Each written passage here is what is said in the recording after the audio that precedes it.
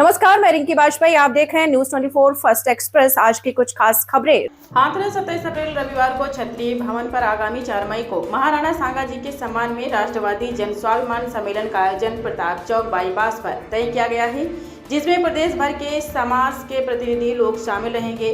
राज्यसभा सांसद रामजिलाल सुमन द्वारा अभद्र टिप्पणी करने व पुलिस छूट से दो हाथ करने की चेतावनी की गई, जिसे स्वीकार करते हुए गृह जनपद में राणा संग्राम जी के सम्मान में आमजन को मातृभूमि के लिए उनकी लगातार पीढ़ियों के बलिदान की सत्यगाथा को पहुंचाना है। 4 मई शौर्य दिवस के रूप में मनाया जाएगा, जिसका आयोजन समस्त जनपदवासी मिलकर कर रहे हैं।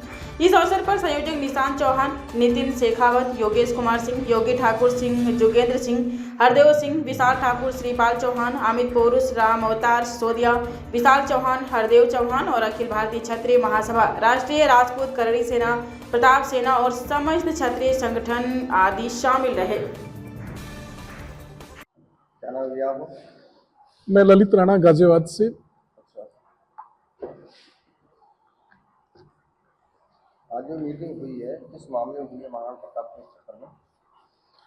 देखिए, 4 मई को प्रताप चौक पर हाथरस में शौर्य दिवस के रूप में महाराणा संग्राम सिंह जी के सम्मान में ये कार्यक्रम होने जा रहा है, राष्ट्रवादी जन स्वाभिमान सम्मेलन। 12 अप्रैल को आगरा में जो आक्रोश के रूप में समाज के लाखों की संख्या में लोग जुटे, वहां से एक निर्णय नहीं हो पाया। उसके बाद अखिलेश सिंह पधारे आगरा में और रामजिलाल सुमन ने फिर एक स्टेटमेंट दिया कि पुलिस हटा दी जाए तो हम स्वयं दो हाथ कर लेंगे। तो उसके जवाब में फिर से समाज यहाँ पर इकट्ठा हो रहा है और सभी प्रदेश से प्रतिनिधि लोग यहाँ पहुंच रहे हैं। रामजिलाल सुमन के लिए भी आमंत्रण हुआ है, दो हाथ करना चाहते हैं, जो भी उनकी मन की जिज्ञासा है उसको पूरा करें। लेकिन समाज यहाँ पर एक बड़ा निर्णय करेगा, चिंतन करेगा, शौर्य दिवस मनाएगा महाराणा संग्राम सिंह जी के सम्मान में, और ये यात्रा हाथरस से शुरू होकर सहारनपुर तक जाएगी। उसके बाद एक बड़ा महाकुंभ समाज के लोग बैठेंगे, निर्णय करेंगे, दिल्ली के अंदर होगा।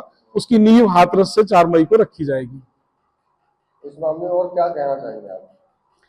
देखिए, जनपद के सभी लोग, सभी संगठन मिलकर इस कार्यक्रम को आयोजित कर रहे हैं। इस देश के जो वास्तविक राष्ट्र नायक है उनको सम्मान मिलना चाहिए। उन पर कोई भी सांसद में चुना हुआ या राज्यसभा का सदस्य अगर टिप्पणी करता है, किसी भी वर्ग का नायक है, इस देश का नायक है, तो उसके खिलाफ कार्रवाई संसद को निश्चित रूप से करनी चाहिए। ऐसा कानून बनना चाहिए। उसकी मांग अब समाज कर रहा है।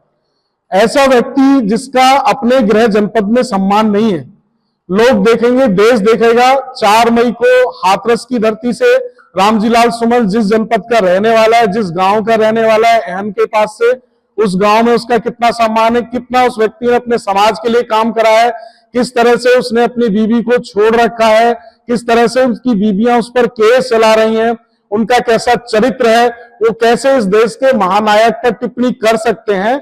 देश के प्रत्येक व्यक्ति को जानने का अधिकार है। सुमन ने क्या कहा है?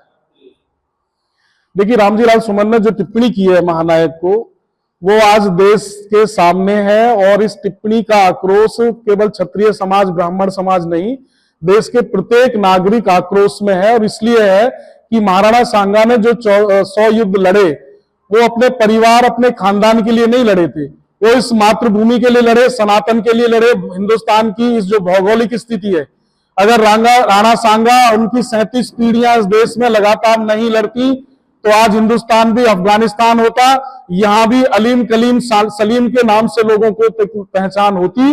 यहाँ सनातन के रूप में ये जो आज व्यवस्था आप देख रहे हैं, ये जीवित नहीं होती। तो रामजिलाल सामने क्यों नहीं आ रहे? इस मामले में क्या कहेंगे आप? देखिए, लोकतंत्र में बस यही एक वजह है कि राजनीतिक संरक्षण मिलता है और एक बात कह दी जाती है कि अगर कोई बात कही गई है तो उसे बात से निपटाया जाए। लेकिन ये बात नहीं है, ये एक बड़ी चुनौती है और एक बड़े नायक के खिलाफ जो शब्द बोला गया है वो असहनीय है, उसको बर्दाश्त नहीं किया जा सकता है। हर खबर का अपडेट पाने के लिए बने रहिए न्यूज 24 फर्स्ट एक्सप्रेस के साथ।